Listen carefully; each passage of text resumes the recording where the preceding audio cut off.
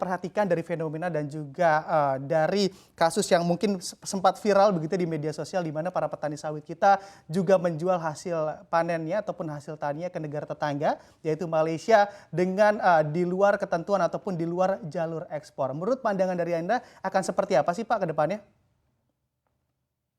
Ya, ini terus terang saja petani itu yang paling terdampak ya. Jadi usaha terdampak, petani juga terdampak. Tapi petani paling parah karena apa?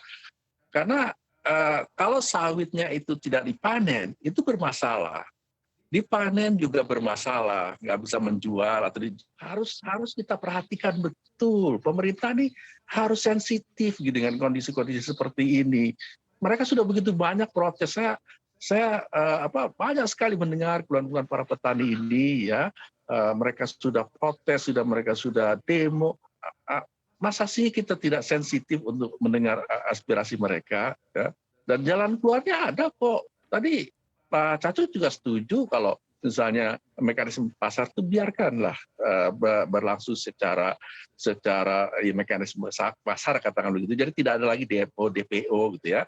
Nah sementara persoalan minyak goreng untuk masyarakat miskin ya kita tangani secara khusus. Yang tadi saya sudah berikan juga jalan keluarnya, gitu Pak. Oke, baik. Pak Kacuk, ini kalau dari point of view Anda begitu ya, dari para pelaku usaha, sebetulnya yang terjadi begitu fenomena untuk menjual langsung ke Malaysia tanpa prosedur jalur ekspor, Anda melihatnya seperti apa? Apakah memang sudah sampai terdesak demikian hingga para petani juga nekat begitu untuk menjual di luar jalur ekspor? Ya, saya kira sepanjang itu regulasinya membolehkan, bagus juga untuk diekspor. Karena itu salah satu solusi bagi petani itu sendiri supaya kemudian jangan menjadi beban bagi kita gitu loh. Ya, kesulitan-kesulitan harus dicarikan jalan. Kalau dalam negeri tidak bisa mencarikan jalan, ya cari jalan ke luar negeri. Itu mekanisme yang biasa saja dan pemerintah juga harus mau koreksi diri gitu loh. Bahwa kenapa kok petani bisa malah ingin ekspor keluar? Ya karena di sini tidak ada apa-apa gitu. Di sini menderita gitu.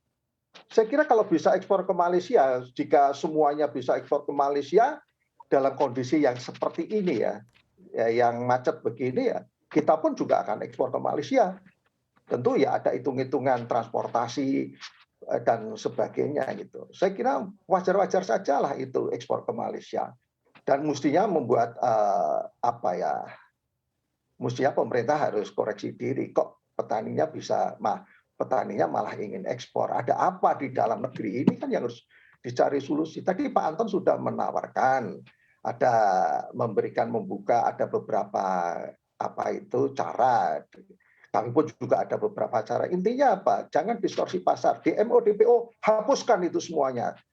Paling tidak untuk sementara saat ini. Nanti bagi masyarakat yang perlu, golongan menengah bawah yang perlu ditolong masalah harga minyak gorengnya, ya kita akan berikan suatu mekanisme tertentu. Kalau ada yang ilegal smuggling, nah itu yang harus harus dihukum yang sangat berat gitu, karena bagian termasuk golongan subversi gitu. Saya kira itu Mas. Oke. Mekanisme pasar jangan didistorsi lah. Oke, baik. Pak Kacuk, dengan adanya kondisi demikian juga memperlihatkan begitu ya pada kita semua bahwa memang ada juga terjadi penurunan dari produktivitas para pelaku usaha khususnya di sektor sawit ini. Kalau dari Gapki sendiri upayanya apa yang dilakukan untuk kembali meningkatkan produktivitas khususnya bagi para pelaku usaha? Begini, kalau tangki kami itu penuh, kalau kami produksi itu tangkinya meletus Mas. Sehingga apa? Tangki harus keluar dulu supaya produksi bisa normal kembali. Artinya apa? Untuk ini permudah ekspor.